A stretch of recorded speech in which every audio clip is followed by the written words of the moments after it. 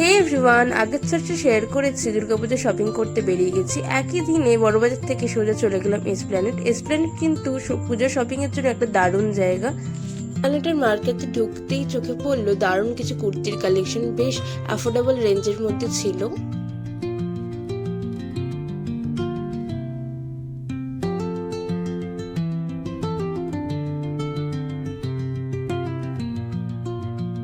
সেদিন আমার কুর্তি কিনতে লাগতো না বললে আর দাঁড়ালাম না, সোজা চলে গেলাম শ্রীরাম মার্কেট। ট্রেন্ডসের ঠিক অপোজিটেই রয়েছে শ্রীরাম মার্কেট।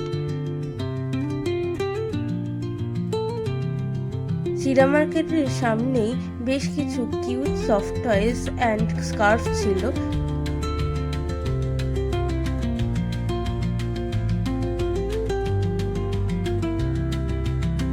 শ্রীরাম মার্কেটের ভেতরটাও পুজোর জন্য কিন্তু বেশ সুন্দরভাবে সেজে উঠেছে।